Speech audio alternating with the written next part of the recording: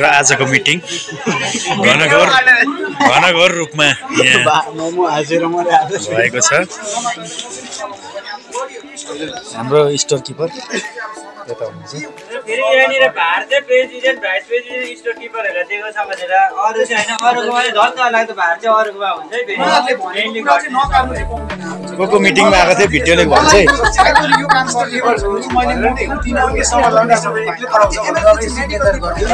मिटिङमा को आएको थियो भिडियोले प्रुफ छ है।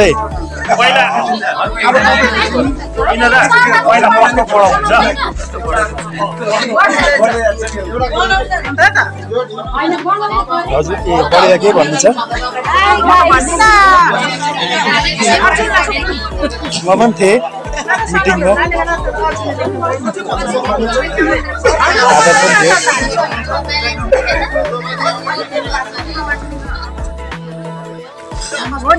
हाम्रो अपनलाई के हो प्रेसिडेन्ट हो?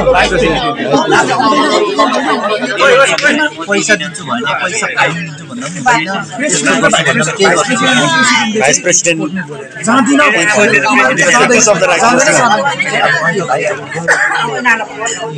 जिम्मेवारी ठुलाबाट जति छन् होइन पहिला हुन्छ भाइमा चाहिँ होइन मलाई उहाँको सपोर्टिभको लागि चाहिँ मलाई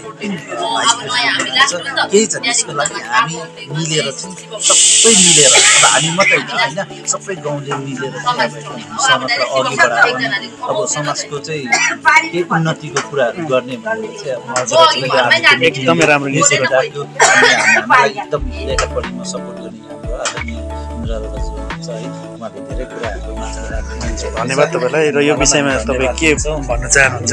सबै कुरा चाहिँ यो विषयमा मैले विशेष भन्नुपर्ने केही छैन, सबै मैले यही खातामा उतारेको छु। यो जुन कुरा अहिले म एकदमै राम्रो। आजसम्म जे भयो यहाँदेखि खातिर काम गर्नुपर्ने हुँदा यो समाजलाई दरिलो पार्नुपर्ने विषयमा अनिवार्य रहेको थियो। यस्तै प्रकारले यो संस्थामा अहिले के कस्तो समस्याहरू के कस्तो सरसामानहरू जोडिएको छ र रहल के थप्नुपर्ने छ भन्ने सरसल्लाह पनि थियो। यसरी उक्त समाजमा पारित विषयहरूलाई निम्न प्रकारले उतारिएको छ। अब उसो गाउँको मासिक रकम सङ्ग्रह गर्दा एउटा पे स्लिप मार्फत गरिनेछ। पे स्लिप भनेको अघि काटेर दिने धन सङ्ग्रहकर्ता अनिवार्य रूपले महिनै पछि घर घरमा गएर सङ्ग्रह गर्नुपर्ने छ। यसलाई ढिलाइ गरेर 3 महिना 4 महिनाको अवधिमा गर्दा ठुलो रकम हुने हुँदा यसको भुक्तान गर्न समस्या हुने हुँदा महिनै पछि उठाइने विषयलाई सरकारले पाइदियो। 4 महिनामा 3 महिनामा त्यो घरलाई तिर्न साह्रो पर्छ भन्छ। हरेक महिनाको 10 तारिक भित्रमा प्रत्येक घरले मासिक दर चुक्ता गर्नुपर्ने विषयलाई सरकारले पारित गर्यो। हरेक महिनाको 10 तारिक भित्र। अब उसो गाउँको हरेक घरको एकजना सदस्य मार्फत व्हाट्सएप ग्रुप बनाइने र हरेक कुराको सूचना व्हाट्सएपद्वारा दिइने भन्ने पनि पारित गर्यो। अब उसो गाउँमा कुनै पनि कार्यक्रम हुँदा जेनेरेटर चाहिँ समाजले दिनेछ, तर त्यसमा लाग्ने तार होल्डर इत्यादि जे पनि चाहिन्छ त्यो सबै कार्यक्रम हुने घरबाटै गर्नुपर्छ होइन।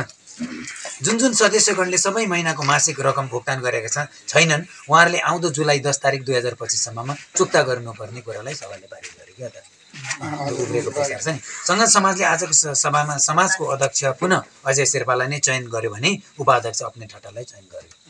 फेरि स्टोर किपर अर्जुन ढकाललाई नै चयन गर्यो भने एसिस्टेन्ट स्टोर किपर श्रीमती चन्द्रकुमारी शेर्पालाई चयन गर्यो भाउजूलाई।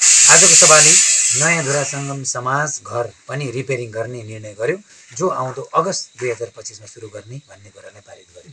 मैले त्यो अगस्त भन्दा 2 महिनाको टाइम राख्दिएको होइन, त्यहाँ हामीले पानीको स्थिति हेरेर गर्न पनि सकिन्छ। समाजले अब उसो हरेक परिवारबाट गाउँघरमा कुनै किसिमको सामाजिक कार्यक्रम परेको खण्डमा प्रत्येक घरबाट एकजना सदस्य अनिवार्य रूपले उपस्थित हुनुपर्ने, नभएको खण्डमा रु 500 जरिमाना तिर्नुपर्ने छ भन्ने कुरालाई पारित गर्यो। आजको सभाले अब उसो गाउँमा कुनै पनि कार्यक्रम हुँदा मद मदिरा खाएर कार्यक्रममा सहभागिता दिन पाइने छैन, तर अन्तमा सम्पूर्ण कार्यक्रम समाप्तपछि चाहिँ आफ्नो इच्छा अनुसार खान पाइनेछ भन्ने कुरालाई पारित गर्यो। अन्तमा उक्त विषयलाई सबै सदस्यगणले आन्तरिक हृदयबाट साथ समर्थन गर्दै आफ्नो हस्ताक्षर दिए।